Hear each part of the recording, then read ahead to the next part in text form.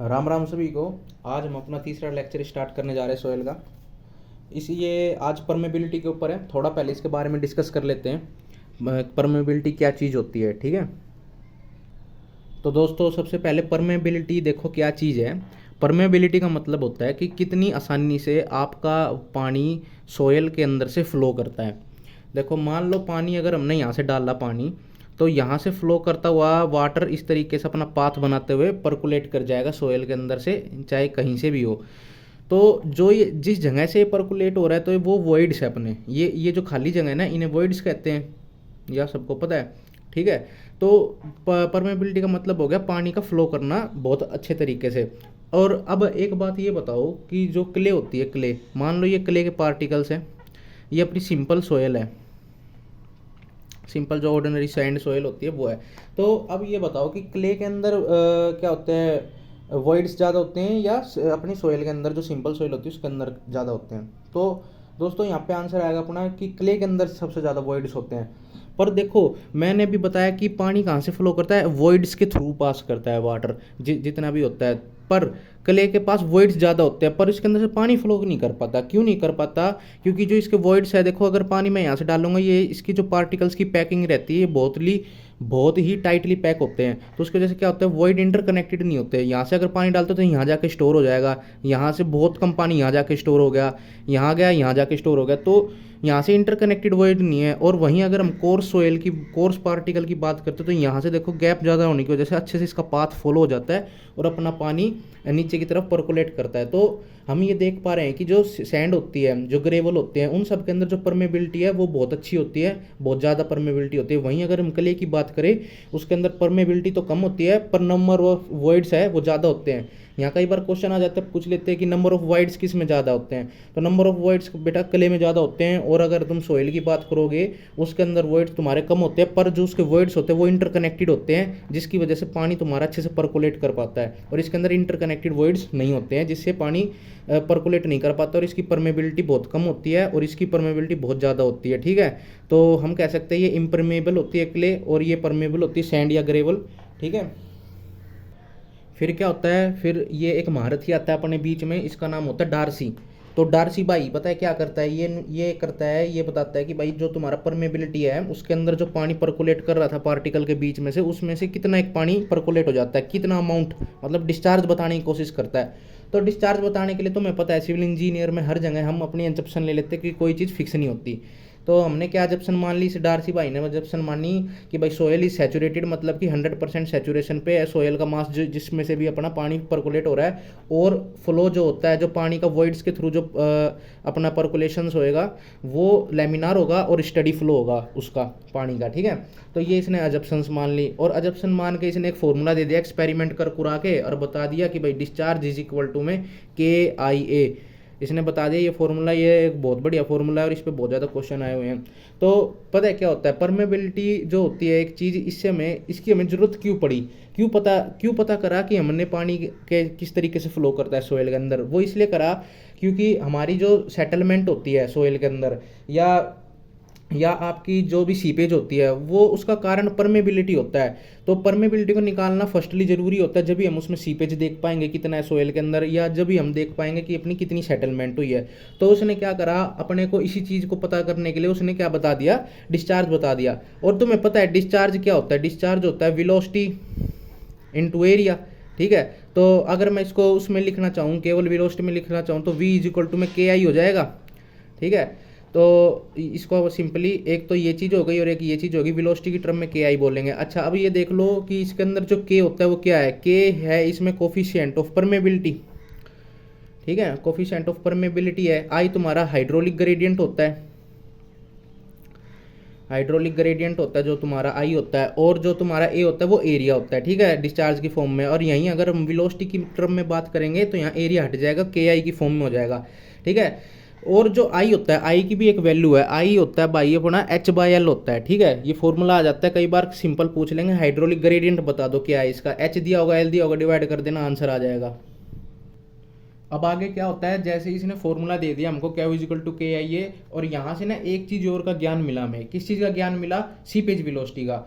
तो seepage velocity भी another एक बहुत इंपॉर्टेंट चीज़ आ जाती है अपने बीच में। तो ये क्या चीज़ है, सीपेज वेलोसिटी निकालने के लिए हमने देखो इस फॉर्मूले से देखा वेलोसिटी भी कैसे निकाल सकते थे, v इज इक्वल टू में के आई। मान लो तुमको के और आई दिया और तुमने v यहाँ से निकाल लिया, उसके बाद क्या करोगे तुम, सीधा सीधा इस v को, मतलब ये वेलोसिटी होती है, और इस v को तुम पोरोसिटी से डिवाइड कर दोगे, वही तुम्हारी क्या हो जाएगी, सीपेज वेलोसिटी हो जाएगी। ये बहुत बढ़िया फॉर्मूला है, इसको याद कर लो। सिंपल वेलोसिटी डिवाइड बाय में अपना पोरोसिटी इज इक्वल टू में सीपेज वेलोसिटी होता है, ठीक है। एक ये चीज़ और इसने दे दी। फिर उसके बाद ना कुछ इस चीज़ का भी ज्ञान ले लो कि जो अपना कोफिशिएंट ऑफ परमेबिलिटी होता है के, उसकी कुछ वैल्यूज़ है कि तुम अंदाजा लगे इसकी वैल्यू कैसे कैसे कुछ आती है। तो ग्रेवल्स के लिए जो, अगर मैं ग्रेवल्स के लिए बात करूं तो इसकी वैल्यू 1 से बड़ी होनी चाहिए। अच्छा एक चीज़ और, पहले 1 मिनट रुक जाओ, ये पहले इसकी यूनिट देख लो क्या है, यूनिट में ही बच्चे कन्फ्यूज हो जाते हैं। तो कोफिशिएंट ऑफ परमेबिलिटी इसकी एक यूनिट होती है, उस यूनिट को हम सेंटीमीटर पर सेकंड में बोल सकते हैं, ठीक है। तो यहाँ से ग्रेवल्स जो होते हैं, ग्रेवल्स के लिए अपनी क्या कुछ वैल्यू बताई हुई है कि 1 से ग्रेटर देन रहती है यहाँ ग्रेवल्स के लिए, ठीक है। और अगर हम बात करें यहाँ पे सिंपल अपने सैंड के लिए, तो सैंड के लिए अपनी रहती है जो वैल्यू 1 से लेके 10⁻³ ठीक है। और अगर हम बात करते हैं इसको सिल्ट की टर्म में, तो सिल्ट के लिए इसकी वैल्यू रहती है 10⁻³ से लेके 10⁻⁻6 के बीच में इसकी लगभग रहती है सिल्ट के लिए। और क्ले के लिए अगर हम बात करते हैं, इसकी वैल्यू रहती है क्ले के लिए 10⁻⁻6 से छोटी रहती है, ठीक है, क्ले के लिए। तो ये कुछ वैल्यू का अंदाजा है, हल्की फुल्की याद रख लेना कि ग्रेवल के अंदर ज़्यादा रहती है, 1 से बड़ी वैल्यू रहती है, और क्ले के लिए ना 10⁻⁻6 से कम रहती है परमेबिलिटी की वैल्यू, ठीक है। देखो अब क्या होता है, कुछ फैक्टर्स हैं अपने परमेबिलिटी के जो इसको अफेक्ट करते हैं। तो सबसे पहला हो गया अपना पार्टिकल साइज। तो पार्टिकल साइज देखो, अगर हमारा कोर्सर पार्टिकल होगा, बड़ा पार्टिकल होगा, और वहीं हमारा फाइन पार्टिकल होगा, तो उसमें क्या होगा, जो कोर्स पार्टिकल होगा उसमें से परमेबिलिटी बढ़िया तरीके से, मतलब पानी अच्छे तरीके से फ्लो कर पाएगा और परमेबिलिटी ज़्यादा होगी कोर्स के अंदर, और वहीं फाइन के अंदर कम होगी। क्योंकि जो पार्टिकल्स है, मान लो ये तुम्हारे वॉइड्स हैं, ये तुम्हारे पार्टिकल्स है, इसके अंदर अगर फाइनर पार्टिकल्स भी भर जाएंगे इस इन वॉइड्स के अंदर, तो पानी को निकलने में बहुत ज़्यादा पाथ फॉलो करना पड़ेगा और इसको टाइम लगेगा, और टाइम लगा तो परमेबिलिटी भी डिक्रीज हो जाएगी। तो इसलिए पार्टिकल साइज छोटा तो कम परमेबिलिटी होती है। वहीं अगर हम वॉइड रेशो की बात करते हैं, तो वॉइड रेशो जनरली, यहाँ पर जनरली ये बताते हैं कि वॉइड रेशो ज़्यादा होने से परमेबिलिटी भी ज़्यादा होती है, ठीक है। बट आपको मैंने भी बताया था शुरुआत में कि भाई क्या होता है कि जो क्ले होती है उसके अंदर वॉइड रेशो ज़्यादा होता है और परमेबिलिटी होती है कम क्ले के केस में, और पर वो सिर्फ क्ले के केस में होता है। वैसे जनरली ऑल द कंडीशंस के अंदर क्या होता है, वॉइड रेशो, अगर तुम कोर्सर सोइल की बात करो, जितना ज़्यादा वॉइड रेशो बढ़ता जाएगा उतना ज़्यादा परमेबिलिटी भी बढ़ती जाएगी, ठीक है। तो ओवरऑल हमें देखना है कि परमेबिलिटी बढ़ती है वॉइड रेशो बढ़ने से, ठीक है। आगे बात करते हैं अपना पार्टिकल की शेप। अब मान लो तुम्हारे पास ना सेम वॉइड रेशो है दो तरह की सोयल का, मान लो 0.5 है इस सोयल का और 0.5 है इस सोयल का वॉइड रेशो। बट क्या है कि इस सोयल के अंदर क्या है कि अपने एंगुलर पार्टिकल्स है कुछ इस तरीके से, अलग अलग ढंग से ऐसे पैक्ड है अच्छे तरीके से, एंगुलर पार्टिकल्स हैं, और वहीं इस सोयल के अंदर राउंडेड पार्टिकल्स हैं। तो क्या होगा बताओ, किस में परमेबिलिटी ज़्यादा होगी, राउंडेड में ज़्यादा होगी, क्योंकि इसमें से इसको पाथ बहुत आसान फॉलो करना पड़ेगा पानी को परकोलेट करने के लिए, और वहीं इसको पाथ बहुत ज़्यादा मुड़ा तुड़ा और कहीं से ब्लॉक भी मिलेगा। तो मतलब यहाँ से इसकी परमेबिलिटी बहुत कम हो जाएगी एंगुलर पार्टिकल की। तो एंगुलर पार्टिकल के अंदर क्या होता है कि अपनी परमेबिलिटी कम होती है, राउंडेड में ज़्यादा होती है, चाहे वॉइड रेशो सेम हो, ठीक है।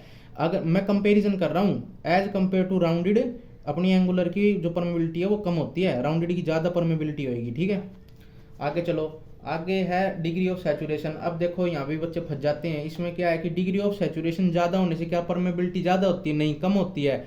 अगर तुम्हारा सैचुरेशन कंटेंट कम होगा तो तुम्हारी सूखी सूखी सोयल होगी। सूखी सोयल का मतलब है कि तुम्हारी सक्शन टेंडेंसी बढ़ जाएगी सोयल की पानी को खींचने की, तो इसका मतलब डिग्री ऑफ सैचुरेशन कम होगा तो तुम्हारी परमेबिलिटी ज़्यादा होगी, ठीक है। और एनट्रैप्ड एयर की अगर हम बात करें, अगर जो पार्टिकल है यहाँ पे क्या होता है कि कई बार ऐसे एयर के बबल्स ब्लॉक कर देते हैं, पानी यहाँ से आ रहा था, यहाँ देखो हो बबल्स बैठे, बबल बोले मैं तो नहीं जाने देता। तो क्या होता है, इसकी वजह से परमेबिलिटी का रास्ता, वो पानी का रास्ता रुक जाता है और परमेबिलिटी यहाँ कम हो जाती है एनट्रैप्ड एयर की वजह से। तो एयर की वजह से परमेबिलिटी होती है कम, ठीक है। फिर आगे इम्प्योरिटीज़ की बात करते हैं। इम्प्योरिटीज़ में भी यही होता है, मान लो अपनी जो सोयल है इसके अंदर वॉइड्स है, यहाँ पे कुछ भी ऑर्गेनिक या इनऑर्गेनिक मटेरियल फंसा हुआ है, तो उसकी वजह से क्या होता है परमेबिलिटी डिक्रीज हो जाती है।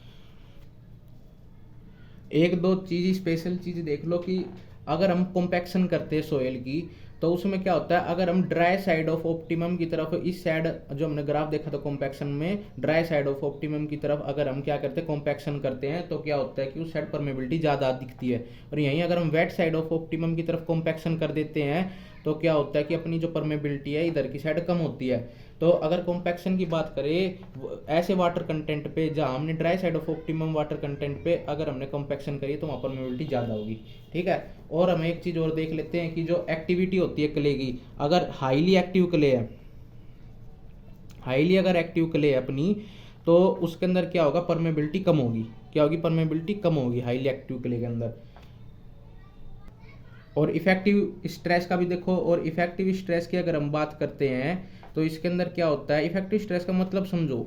इफेक्टिव स्ट्रेस का दोस्तों मतलब होता है कि अपना जो टोटल स्ट्रेस होता है, टोटल स्ट्रेस का मतलब होता है कि पानी का स्ट्रेस गामा डब्लू का, चलो ये इस तरीके से रहने दो। देखो अब मान लो कि तुम्हारे पास एक सोयल का मास है, मतलब एक सोयल का सैंपल लिया अपन ने, मान लो कि यहाँ पे अपने को ना इफेक्टिव स्ट्रेस निकालना है, चलो टोटल स्ट्रेस निकालना है यहाँ, सिंपल टोटल स्ट्रेस। तो क्या होगा कि जो, और मान लो वाटर टेबल तुम्हारी यहाँ तक है, तो इससे क्या होगा कि जो तुम्हारा जो यहाँ पे इस पे स्ट्रेस पड़ेगा वो एक तो सोइल के पार्टिकल्स का तो है ही है, सॉलिड पार्टिकल्स का यहाँ तक का जो सॉलिड के पार्टिकल्स की हाइट रहेगी इतनी, उतना तो लोड होएगा ही होएगा। प्लस में यहाँ से जो वाटर का भी वेट आएगा, इतनी हाइट का वाटर का भी जो वेट आएगा वो भी स्ट्रेस इस पे पड़ेगा।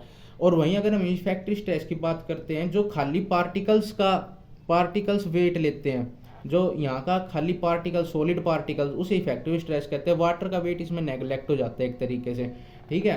तो हम ये भी कहते हैं कि इसका फॉर्मूला भी होता है, इफेक्टिव स्ट्रेस को हम इससे डिनोट करते हैं, effective stress is equal to में टोटल स्ट्रेस माइनस में पोर वाटर प्रेशर, यू से डिनोट करते हैं उसे, ठीक है। तो ये एक फॉर्मूला भी होता है अपने इफेक्टिव स्ट्रेस का।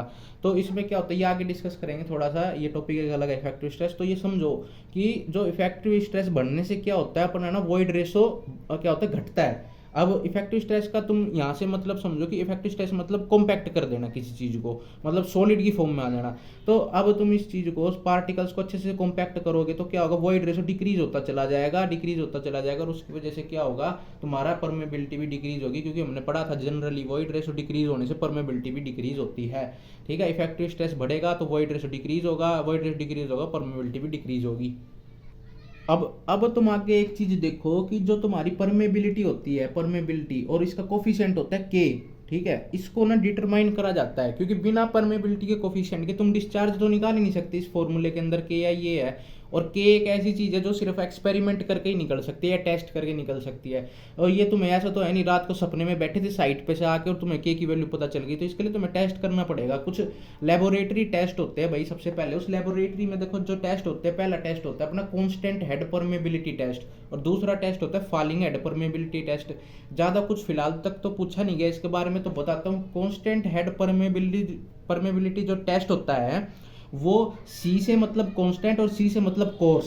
तो कोर्स सैंड के लिए, कोर्स ग्रेन सॉइल जो होती है ना, उसके लिए तुम्हारा कांस्टेंट हेड परमेबिलिटी टेस्ट होता है, ठीक है। किसके लिए होता है, कोर्स सॉइल के लिए, याद रखो। फॉलिंग हेड हो गया तुम्हारा फाइन सॉइल के लिए, फॉलिंग हेड भी कहते हैं या वेरिएबल हेड भी कहते हैं इसे, ठीक है। और वेरिएबल हेड भी मैं इसे बता देता हूँ, वेरिएबल हेड भी कहते हैं। तो कांस्टेंट हेड और वेरिएबल हेड, तो सी से कांस्टेंट का मतलब कोर्स ग्रेन सॉइल के लिए, फाइन से मतलब फॉलिंग से फाइन, या वेरिएबल हेड से हमारा फाइन सॉइल के लिए होता है ये टेस्ट। अच्छा, इसके अंदर क्या होता है, कांस्टेंट हेड परमेबिलिटी टेस्ट के अंदर हम ना के की वैल्यू निकालते हैं। तो के की वैल्यू ना हम टेस्ट वेस्ट करते, देखो वो बेफालतू के टेस्ट है, लेबोरेटरी टेस्ट, उसके अंदर सीधा के की वैल्यू निकालने का एक फॉर्मूला दे दिया उन्होंने, टेस्ट वेस्ट करके ये वैल्यू रख देना। तो क्या रखी है इन्होंने value, Q L by A H, ये रख लो, ये तुम्हारा फॉर्मूला है, यहाँ से बनाता है के का फॉर्मूला है Q L by A H, ठीक है, कोफिशिएंट ऑफ परमेबिलिटी निकालने का यहाँ इस टेस्ट से, ठीक है। एरिया, लेंथ है, डिस्चार्ज है, और ये हेड लॉस है। तो आगे क्या होता है, आगे तुम्हारा इसका भी एक फॉर्मूला है, वो यूजलेस है, कभी पूछा नहीं गया, वो हाई लेवल का सिस्टम हो जाता है तुम्हारे लिए, जेईई में नहीं आता वो, ठीक है। आगे देखो, अब क्या हो गया, लेबोरेटरी तो है नहीं, अपनी छोटी मोटी साइट है, वहाँ तो करना ही पड़ेगा। तो क्या कहते हैं, फील्ड टेस्ट भी होता है, ठीक है। फील्ड में हो, एक पंपिंग इन टेस्ट होता है, एक पंपिंग आउट टेस्ट होता है, बस थोड़ा सा इसके अंदर ये ध्यान रखो, जो पंपिंग आउट टेस्ट होता है वो अपना ओवरऑल एरिया का कोफिशिएंट ऑफ परमेबिलिटी बता देता है, मतलब लार्ज एरिया का बता देता है। और वहीं अगर इन की तुम बात करोगे पंपिंग इन टेस्ट की, तो इसके अंदर ये स्मॉल एरिया के लिए होता है। ठीक है, बस इतना ही पूछा जाएगा ज़्यादा से ज़्यादा। और अब हम आगे चलते हैं। देखो भाई, अब देखो क्विक सैंड कंडीशन, एक ये बहुत तगड़ी चीज़ है, कई बार आई हुई है, इसमें बच्चे काफ़ी कंफ्यूज रहते हैं। ये क्विक सैंड क्या है? देखो मैं हिंदी में तुम्हें बता दूं ये क्या चीज़ है। ये है दलदल। जो दलदल के अंदर काम होता है, जो तुम्हारा सोयल के साथ दलदल के साथ जो अत्याचार होता है, जो दलदल के साथ हुआ अंदर उसके पार्टिकल्स के साथ, वो उस कंडीशन को, मैं यूँ नहीं कह रहा कि दलदल को कहते हैं क्विक सैंड। क्विक सैंड नहीं है, इसका नाम है क्विक सैंड कंडीशन। ठीक है, तो मतलब कि जो दलदल के अंदर सिस्टम बनता है वो सिस्टम होता है क्विक सैंड कंडीशन सिस्टम। उसके अंदर क्या होता है कि तुम्हारा जो सीपेज होता है ना, ये सोयल पार्टिकल्स हैं, तो सीपेज का मतलब क्या होता है कि ऐसे पानी सीप करता जा रहा है अंदर अंदर पार्टिकल्स के बीच में से। पर इसके अंदर क्या हो जाता है, इसके अंदर सिस्टम उल्टा हो जाता है। तो क्या होता है कि जो पार्टिकल्स होते हैं उसके ना अपवर्ड सीपेज हो जाता है, ऊपर से कोई डिस्चार्ज नहीं आ रहा होता है। और क्या होता है, नीचे से जो वाटर टेबल होती है ना, नीचे का पानी, धरती का पानी, वो ऊपर आने लग जाता है, तो इसे कहते हैं अपवर्ड सीपेज आने लग जाता है। वो कंडीशन क्या कहलाती है? अपनी क्विक सैंड कंडीशन। याद रखो भाई, ये कोई सोयल नहीं है। बच्चे क्या करते हैं कि क्विक सैंड, ओ हो दलदल, ये तो क्विक सैंड है। नहीं, क्विक सैंड नहीं है। क्विक सैंड तो एक कंडीशन है, एक प्रक्रिया है। इसमें क्या होता है कि ऊपर की तरफ पानी फ्लो करने लग जाता है और जो अपना सोयल का सिस्टम है वो हिल जाता है और वो दलदला दलदला सिस्टम लगने लग जाता है हमें। तो क्या होता है कि इसके अंदर दो तीन चीज मोटी मोटी याद रखो। एक तो अपवर्ड सीपेज हो जाता है इसमें, और क्या होता है इसके अंदर जो तुम्हारा इफेक्टिव स्ट्रेस होता है, जो मैंने बताया था, वो इफेक्टिव स्ट्रेस 0 हो जाता है। ठीक है, क्योंकि ऊपर से कोई सरचार्ज नहीं आ रहा होता। उसकी वजह से क्या होता है कि जो तुम्हारा इफेक्टिव स्ट्रेस है, जो सोयल के पार्टिकल्स है जो स्ट्रेस ले रखा होता है, वो उनका स्ट्रेस 0 हो जाता है। और तुम्हारा अपवर्ड सीपेज के कारण होता है वो भी 0। तो ये दो कंडीशन याद रखो। अच्छा, अब क्या होता है, जो मैंने तुम्हें बताया था डिस्चार्ज इक्वल टू में KIA। अब इसमें क्या होता है, आई जो होता है ना तुम्हारा हाइड्रोलिक ग्रेडियंट होता है, जो हेड लॉस बाय में लेंथ होता है, लेंथ ऑफ फ्लो। ठीक है, H/L जिसे हम कहते हैं। इसके अंदर क्या होता है, तुम्हारा जो हाइड्रोलिक ग्रेडियंट है अपवर्ड फ्लो के कारण ना क्रिटिकल हाइड्रोलिक ग्रेडियंट में बदल जाता है। ICR से डिनोट करते हैं क्रिटिकल हाइड्रोलिक ग्रेडियंट को। ठीक है, उसके अंदर क्या होता है, इसका एक फॉर्मूला बनाया गया फिर इसको निकालने के, क्योंकि हाइड्रोलिक ग्रेडियंट तो डिपेंड किस पे था, हेड लॉस किसे कहते हैं। मान लो ये कोई सोयल का मास है, यहाँ से यहाँ हमने पीजोमीटर लगाया और देखा इतना कुछ रीडिंग दिखा रहा है, तो ये हेड लॉस हो गया इसका। ठीक है, मतलब कि हेड लॉस के कारण ही अपना फ्लो होता है पानी का, किसी एक पॉइंट से दूसरे पॉइंट में फ्लो जब भी होता है जब उसमें कुछ हेड लॉस हो। ठीक है, तो यहाँ पे तो नीचे वाला हेड लॉस हो गया, उल्टा हेड लॉस हो गया, तो इसका फॉर्मूला भी अलग बनाया गया हाइड्रोलिक ग्रेडियंट का। ये होगा G-1 + E। ठीक है, ये भी कई बार आया हुआ है क्वेश्चन, इस पर क्रिटिकल हाइड्रोलिक ग्रेडियंट निकालो, G दिया हुआ है और E दिया हुआ है, तुम निकाल दोगे आसानी से। ठीक है, तो G-1 + E तुम्हारा क्रिटिकल हाइड्रोलिक ग्रेडियंट हो जाता है यहाँ से। और ना एक तो तुम्हारा ये हो गया सिंपल हाइड्रोलिक ग्रेडियंट, और एक हो गया तुम्हारा क्रिटिकल हाइड्रोलिक ग्रेडियंट। अगर मैं क्या करूं, क्रिटिकल हाइड्रोलिक ग्रेडियंट को सिंपल से डिवाइड कर दूं, तो यहाँ पे एक फैक्टर ऑफ सेफ्टी आ जाती है। वो फैक्टर ऑफ सेफ्टी की वैल्यू तुम्हें निकालने के लिए कई बार पूछ लेते हैं, बस सिंपली करना होता है। तो सिंपल हाइड्रोलिक ग्रेडियंट या तो तुम्हें दिया होगा या तो तुम निकाल लेना H/L से, और ये भी तुम निकाल सकते हो। और इसको अगर तुमसे कभी पूछ ले, ये हैवी क्वेश्चन बता दिया मैंने, अभी तक तो पूछा नहीं है FOS के बारे में, फैक्टर ऑफ सेफ्टी अगर कभी पूछ ले तो सिंपली क्या करना है, क्रिटिकल डिवाइड बाय में नॉर्मल हाइड्रोलिक ग्रेडियंट। ठीक है, कि मतलब इतने इतने का फर्क आ रहा है नॉर्मल और क्रिटिकल के बीच में। देखो भाई, अब आ जाओ कुछ अपने क्वेश्चंस के ऊपर कि सबसे पहले देखो, the properties of soil which permits water to percolate through it is called. देखो भाई, बिल्कुल अपना आंसर कमेंट कर दो, तुम्हारे दिमाग में आंसर आ चुका है, इतना बढ़िया पढ़ा चुका हूँ, तो ये इसका आंसर परमेबिलिटी होएगा। आगे, which of the following is the method used in the field to determine the permeability of soil. तो बता दो ऐसा फील्ड का मेथड पूछ रहा है जो परमेबिलिटी को डिटरमाइन करता है। तुम्हें अभी बताया, पढ़ दो, ओडोमीटर टेस्ट, ये तो भाई अभी तक पढ़ा ही नहीं है ना। और हो गया एक फॉलिंग हेड परमेबिलिटी, परमेमीटर मेथड, और एक कांस्टेंट हेड, ये सब तो लेबोरेटरी के हो गए। ये तुम्हारा पंपिंग आउट वेल मेथड होगा, तुम्हारा फील्ड मेथड होगा, तो इसका ऑप्शन हो गया D। आगे चलो, which of the following statement is और about of the quick sand is true. ठीक है, तो इसमें क्या पूछा है, इट इज ओनली, पहला पॉइंट क्या कह रहा है, क्या ये only a condition but not a type of sand. क्या ये कंडीशन है और सैंड नहीं है। मैंने अभी बताया था ये कोई सैंड वैंड नहीं है, याद रखना है, ये कोई सैंड वैंड नहीं है, ये एक कंडीशन है। तो ये कंडीशन, तो ये बात पहली ठीक है। It is a condition and type of sand too, नहीं भाई सैंड नहीं है ये सैंड नहीं है, तो ये गलत हो गई। तीसरा point, quick sand condition reaches when critical hydraulic gradient is approximately equal to unity. Yes, यहाँ पे एक बात और समझो कि जो इसके अंदर क्रिटिकल हाइड्रोलिक ग्रेडियंट ICR हम निकालने की कोशिश कर रहे थे, उसकी वैल्यू ना लगभग 1 पहुंच जाती है क्विक सैंड कंडीशन में। क्विक सैंड कंडीशन के अंदर क्या होता है, हाइड्रोलिक ग्रेडियंट जो होता है वो 1 के बराबर हो जाता है, ठीक है। तो ये बात भी अपनी हो गई ट्रू।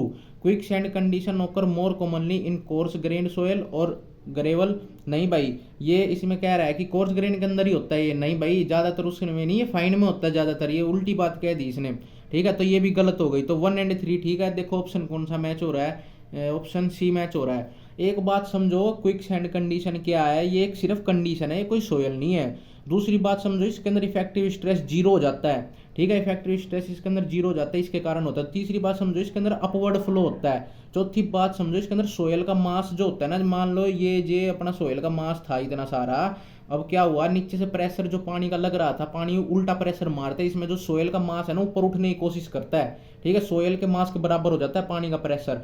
तो ये क्विक सैंड कंडीशन की बात है। आगे चलो, which of the following factor does not affect the permeability of soil. देखो इस क्वेश्चन में क्या कह रहा है कि ना, यूं पूछ रहा है कि इसमें से कौन सा फैक्टर ऐसा है जो परमेबिलिटी को अफेक्ट नहीं करता। देखो वॉल्यूम ऑफ सोयल तुम कितनी भी वॉल्यूम ले लो, चाहे इतना ले चाहे इतना ले, उसमें से पानी पास करोगे, वो जो कोफिशिएंट ऑफ परमेबिलिटी होगा उसी के हिसाब से पास करेगा, ठीक है। ये वॉल्यूम का कोई फर्क नहीं पड़ता। एक तो ये बात हो गई कि इस पे तो डिपेंड नहीं करता। और देखो और किस पे नहीं करता, grain size of soil particles, ये हमने देखा था भाई, ग्रेन साइज पे तो करता है भाई, साइज ऑफ पार्टिकल पे कोर्सर होगा तो ज़्यादा होगी, परमेबिलिटी फाइन होगा तो कम होगी।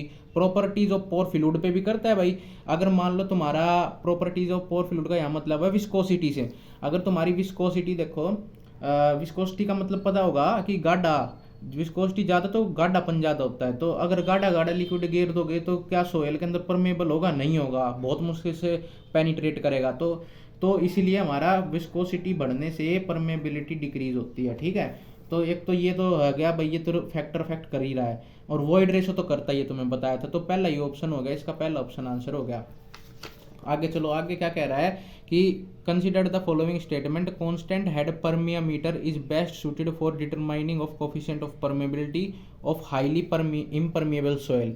और पूछ रहा है coefficient of permeability of a soil mass decreases with increases in viscosity of the pore fluid. और कह रहा है coefficient of permeability of the soil mass increases with increase in the temperature of the fluid.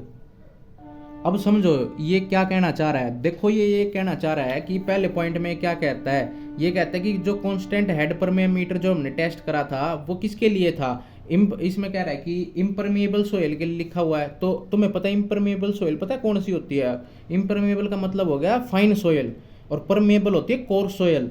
तो क्या constant head किसके लिए, fine soil के लिए था, नहीं था ना, वो किसके लिए था, वो था सी से कांस्टेंट सी से कोर्स। तो ये तो पहली स्टेटमेंट तो गलत होगी, नो की नो। आगे चलो, आगे बता रहा है कोफिशिएंट ऑफ परमेबिलिटी है जो सोयल मास की, वो डिक्रीज होती है जैसे हम विस्कोसिटी बढ़ाते हैं। तो मैंने अभी बताया था विस्कोसिटी बढ़ाने से परमेबिलिटी डिक्रीज होता है, तो ये तो ठीक हो गई बात। आगे चलो, coefficient of permeability of soil mass increase, coefficient of coefficient of permeability है सोयल की, वो इंक्रीज होती है टेम्परेचर के बढ़ने से। देखो जब टेम्परेचर बढ़ता है तो क्या होता है, विस्कोसिटी होती है डिक्रीज, टेम्परेचर के बढ़ने से विस्कोसिटी होती है डिक्रीज, और तुम्हें पता है विस्कोसिटी को डिक्रीज होते ही परमेबिलिटी बढ़ जाएगी। तो मतलब ये बात भी सही होगी। तो दूसरी और तीसरी बात सही होगी। ला दो टी का बने छठे कौन सा है, सी पे ये करेक्ट है। कंसिडर द फॉलोइंग स्टेटमेंट, अगले पे आ जाओ, दैट देनी सी, organic matter increase the permeability of soil. ले भाई ये तो बताया तुम्हें, ऑर्गेनिक और इनऑर्गेनिक का सौदा टैक्स अभी बताया था, नहीं होती। ऑर्गेनिक मैटर के कारण क्या होता है, सिस्टम हिल जाता है और परमेबिलिटी डिक्रीज हो जाती है। Entrapped air decrease the permeability of the soil, मतलब एंट्रैप्ड, इसमें कह रहा है एंट्रैप्ड एयर से परमेबिलिटी डिक्रीज होती है, या तो बात बिल्कुल ठीक कह दी इसने। तो दूसरा ऑप्शन ठीक है इसके अंदर। आगे चलते हैं, आगे कह रहा है permeability of the soil decreases as the effective stress acting on the soil increases. और कह रहा है कि the presence of organic matter in the soil increases its permeability. फिर यह बात आ गई, फिर और कह रहा है entrapped air decreases the permeability of the soil. फिर वही बात आ गई, ईजी है, तुम्हारा काम है ये वाला क्वेश्चन तुम अटेम्प्ट करोगे और इसका आंसर कमेंट में बता देना, बड़ा ईजी क्वेश्चन है, ठीक है। देखो भाई फटाफट अगली शीट पर आ जाओ, इसके अंदर क्या है क्वेश्चन और बढ़िया बढ़िया लिए हुए हैं। देखो पहला क्वेश्चन क्या कह रहा है, इसमें कह रहा है कि consider the state following statement in the constant of capillary pressure in soil. तो भाई देखो कैपिलरी क्या चीज़ है, पहले तो ये देखो कैपिलरी का मतलब हो गया कि स्मॉल थिन ट्यूब के अंदर या थिन जगह के अंदर पानी का ऊपर नीचे होना, उसे ऊपर की तरफ जाना, ठीक है, उसे कैपिलरिटी कहते हैं, कैपिलरी कहते हैं, कैपिलरी राइज बोल देते हैं उसे। कैपिलरी का मतलब देखो, कैपिलरी का मेन मतलब होता है बहुत पतले बारीक में पानी का फ्लो होना बारीक सी ट्यूब के अंदर, ठीक है। तो उस और कैपिलरी राइज का मतलब होता है कि कैपिलर ऊपर की तरफ फ्लो होना, जब पानी का फ्लो है ना उसका उल्टा फ्लो हो जाना, किसके कारण, जो उसके पार्टिकल के एडिशन के कारण हो जाता है, ठीक है। एडिशन और कोहेजन के कारण क्या होता है, ये कैपिलरी होता है। तो हम इसको अच्छे से डिस्कस कहाँ करेंगे, फ्लूइड एफएम फ्लूइड मैकेनिक्स होती है वो सब्जेक्ट का इंपॉर्टेंट टॉपिक है कैपिलरी। तो उसके अंदर कैपिलरिटी के बारे में ज़्यादा डिस्कस करेंगे। अभी हम समझते क्या होता है, तुम्हें पता चल गया मोटा मोटा क्या है। इसके अंदर कह रहा है कि pore water pressure is negative in the capillary zone. तो ये बात बिल्कुल ठीक है, इसके अंदर ना पोर वाटर प्रेशर होता है नेगेटिव होता है, क्योंकि इसके अंदर ना उल्टा फ्लो होता है, पानी अगर नून जा रहा है तो कैपिलरिटी के अंदर उल्टा जाएगा, तो इसके अंदर नेगेटिव हो जाता है फ्लो। पोर वाटर प्रेशर, पोर वाटर प्रेशर तुम्हें बताया है क्या होता है, तो चलो वो बाद में बताऊंगा, आगे आएगा इफेक्टिव स्ट्रेस में। तो water is in the tension in the capillary zone, बिल्कुल भाई, पतली सी ट्यूब के अंदर जब पानी चलेगा तो उसके अंदर टेंशन होता है। कैपिलरी जोन के अंदर क्या होता है, कैपिलरी राइज के अंदर क्या होता है, पानी जो होता है वो तुम्हारा टेंशन के अंदर फ्लो करता है, टेंशन होता है पानी के अंदर, उधर से भी खिंचाव होता है और इधर से भी खिंचाव होता है, ठीक है, अगर जब फ्लो करता है। और ये बहुत ही स्लो मूवमेंट होती है भाई, धीरे धीरे निकलता है पानी। तो क्या, और आगे कह रहा है कैपिलरी राइज, तो ये दोनों स्टेटमेंट ठीक हो गई। आगे कह रहा है capillary pressure is more in the coarse grain, नहीं भाई ये सिर्फ फाइन ग्रेन के अंदर होता है, कोर्स के अंदर तो पानी सीधा निकल जाएगा वॉइड्स के बीच में तो आराम से। ये होता है फाइन ग्रेन में, जब बिल्कुल भीड़े भीड़े पार्टिकल हो, बिल्कुल थिन थिन जगह बन जाए पानी की फ्लो करने के लिए, तो ये ऊपर आने लग जाता है पानी है, तो इसलिए होता है ये। आगे चलो, तो इसका ऑप्शन कौन सा हो गया भाई, पहला और दूसरा, ठीक है, ये हो गया। आगे कह रहा है during the flow over length of the, during the flow over length of, length दे दी तुम्हें 30 मीटर, द हेड लॉस दे दिया, हेड दे दिया मतलब 5 metre, is occur during the seepage, what is the value of hydraulic gradient. ले भाई आ गया क्वेश्चन, बताया था हाइड्रोलिक ग्रेडियंट का क्या होता है, H/L होता है सिस्टम, H/L ला दो, क्या होता है H/L 5 डिवाइड बाय में 30 कर दो, आंसर तुम्हारा प्रकट हो जाएगा सामने। 5 डिवाइड बाय में 30, देखो लगभग 3 से 5 जाएगा 1 पे, और फिर 2 बचेगा तो 6 पे, तो 16 और 10 का पॉइंट आगे ऊपर, तो 0.16 में है, कोई 0.16 में आएगा सी ऑप्शन। देखो ये मैंने यहाँ ये क्यों छोड़ रखा है, SSC JEE के में आया हुआ है ये क्वेश्चन, और मैंने ऐसे क्वेश्चनों के अंदर ये चीज़ यूँ बताने के लिए रखी है कि भाई देखो SSC JEE के क्वेश्चन है इस लेवल के आते हैं, ठीक है ये। और जो मैंने जिन पे कुछ भी नहीं लगा हुआ ना, ये कुछ सिस्टम पार्ट क्वेश्चन है, ठीक है, ये कुछ मैंने तुम्हारे लिए PDF तैयार करता हूँ, इसे 2-2 घंटे लग जाते हैं बनाने में एक PDF को, और फिर उसे समझ के समझाने में 2 घंटे और लग जाते हैं, तो कुछ मेहनत करी जा रही है, सिस्टम पार्ट मेहनत चल रही है यहाँ, ठीक है। तो तुम भी इसमें सिस्टम पार्ट अपना पूरा लगा दो, 200-2000% लगा दो इसके अंदर, ठीक है। तो ये क्वेश्चन देख लो, JEE पे ही के करा रहा हूँ तुम्हें, कुछ हायर लेवल के करा रहा हूँ, नहीं तो नहीं निकलता तुम्हारा JEE पे, रब नहीं निकलता तो जिंदगी में नहीं निकलता, ठीक है, अगर तुम्हारा CT क्वालिफाई हुआ है तो, ठीक है। चाहे तुम्हारा CT हो, चाहे तुम्हारा SDO के पेपर हो, जो फार्म लिखड़े हुए थे HPSC के, दोनों की ऐसी तगड़ी सिस्टम पार्ट तैयारी हो जाएगी 1 नंबर की। तो ये देखो SSC JEE में ऐसे ऐसे क्वेश्चन आए हुए हैं, ये तुम चुटकियों में कर दोगे। अब इसका आंसर तुमने निकाल दिया, सिंपल था। आगे चलो, आगे पूछ रहा है unit of coefficient of permeability, बिल्कुल आसान था, ये मैंने बताया था यूनिट तुम्हें क्या था। इसके अंदर मैंने तुम्हें उस टाइम पे क्या बताया था, सेंटीमीटर पर सेकंड। अब सेंटीमीटर को तुम किस चीज में भी लिख सकते हो, मीटर में भी कर सकते हो, तो मीटर पर सेकंड, तो स्क्वायर का तो यहाँ सिस्टम है ही नहीं कहीं भी, तो देख लो ना सेकंड में स्क्वायर है ना मीटर में स्क्वायर होता है इसके अंदर, तो कौन सा होगा, ऑप्शन सी हो गया, सिंपल है बिल्कुल, मीटर सेकंड हो गया, सेंटीमीटर सेकंड हो गया, ये तुम्हारी परमेबिलिटी की यूनिट होती है। आगे चलो, if the void ratio and the discharge of soil is इतना, तो वॉइड रेशो कितना E दिया हुआ है तुम्हें, 0.5 दिया हुआ है, और क्या होता है discharge velocity of soil is this, तो डिस्चार्ज वेलोसिटी गिवन है तुम्हें 6 × में 10⁻⁻7 मीटर पर सेकंड, ठीक है, रिस्पेक्टिवली।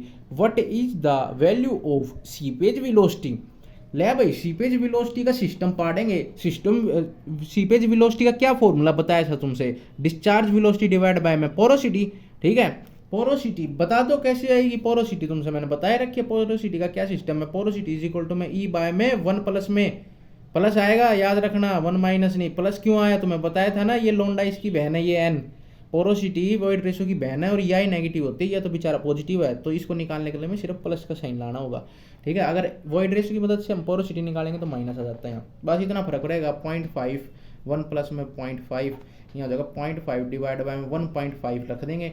अब इसको इससे डिवाइड कर देंगे, यहाँ पोरोसिटी की वैल्यू यहाँ रखते हैं, डिस्चार्ज है 6 × 10 की पावर, एक सेकंड इधर लिखते हैं अच्छे ढंग से, डिस्चार्ज हो गया तुम्हारा 6 × 10 की पावर -7 था, डिवाइड बाय में 0.5, और ऊपर ले जाता हूँ मैं इसे 1.5 को, इसको डिवाइड कर दो, क्या आता है देख लो।